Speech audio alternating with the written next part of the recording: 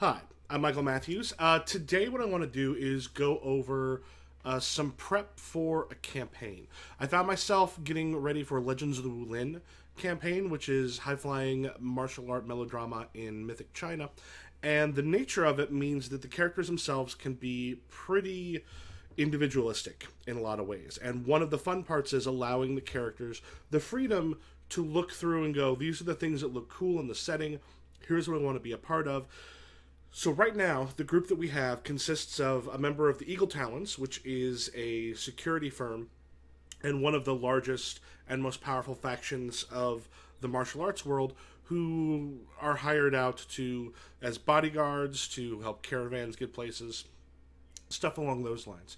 Uh, and he wants to be a part of the fact that the leader of it, Gallant Eagle, is very soon going to be leaving the Wulin. He just had a meeting with essentially all of the biggest top names to announce in a year. I will be stepping down and someone else will step up. So that player's like, I think being a part of that looks awesome. I want to do that. So cool. I want you to do that. Another player decided that he was going to be the uh, courtesan son of the emperor who has recently gone missing and is hiding his identity. And I basically like, that sounds awesome. Let's do that. And the third one decided that he wanted to have a character who's a family member that her uncle had essentially succumbed to the powers of this legendary sword. She has snuck into the Heaven Sword Alliance, who she wanted to have been a part of, but not currently be a part of. She snuck into Sword Hell, where they keep basically all the evil legendary swords, stolen out her uncle's sword, and now holds this very possibly powerful item. Now, one of the nice things is with Legends of the Wulin, as you do something with a legendary weapon that actually goes along with what its purpose is, it gains glory, and by that it gains some powers. And so the thing is it's sort of what she's got is against the person she wants to be, which is great.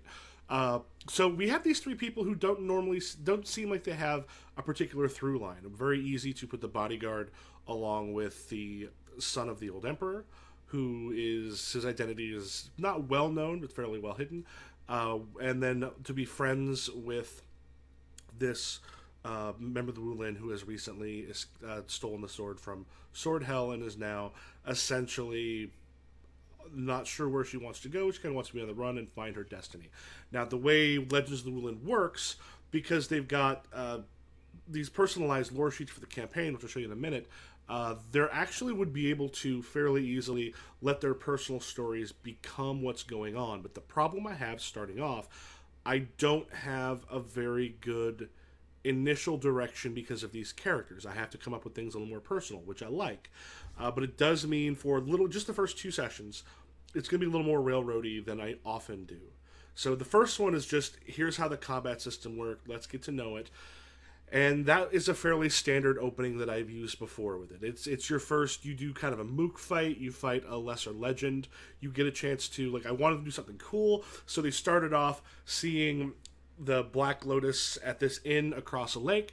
Let's have them literally run across the lake, land on, and I found a cool picture of a lake in China, West Lake, which has got a bridge going like right across the middle of it. So cool, like cross the water, hit the bridge, go across to actually get to the inn.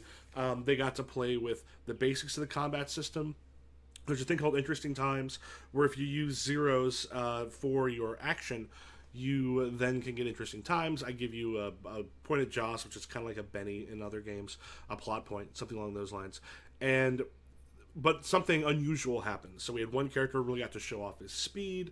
The other ones got to show the martial art abilities that they've got and sort of just play. So the first session was, okay, we've got the characters. Here's how you do regular actions. Here's how basic combat works. Cool? Cool. Now, the next session, we're going into a place called Magnificent Inc., which is where one of the players wanted their essentially story to be at. And I think the city that it's based off of, it's got all these canals through it. It's gorgeous, absolutely beautiful. And even though it was actually built a couple hundred years after this is supposed to take place, but it basically says a lot of the source material was a little hand wavy with like actual time, so don't worry too much about it. But it's this city of scholars and a lot of retired nobility and administrators, stuff like that, go there. So there's lots of political intrigue and other things to be had. And in particular, with someone who's trying to hide their identity, there's a lot of people there who might be able to recognize them, which is cool. So when we go there, I'll show you this. One of the things that I wanted to do relatively quick is create individualized lore sheets. Now, I have a video on lore sheets, but the basic is this. When you do something awesome, myself or one of the other players can basically go, that was cool, take a deed. And like the players can assign a deed per session. And what happens is that person gets a certain amount of Joss, like the Benny/plot point thing, and then the person who gave them the deed gets a certain amount of points to spend, depending on which of their virtues it goes with, on lore sheets. Now, lore sheets can be ways of buying yourself into things going on in the world. It can buy characters into the story. It's essentially telling me, the GM, here's what we think is awesome. We want to see more of it. So I went and created some basic lore sheets for each individual. And these are ones I sat down. It took me maybe 10 minutes. So Plum Blossom, who is the courtesan son of the old emperor, one of the things there wants to eventually sort of figure out about the golden dragon, who is this character who might be his disappeared father. So I put some stuff on there, made it worth a bit more, so it's going to take a little bit to get in there. I also allowed it so that, I mean, with like 6, they can discover the location or something about Golden Dragon, or for less, you've got to go to either one of the Saint Beasts, which are essentially people on that guy's level, or you go to the Banes of Wulin, which is one of the really bad sects or societies.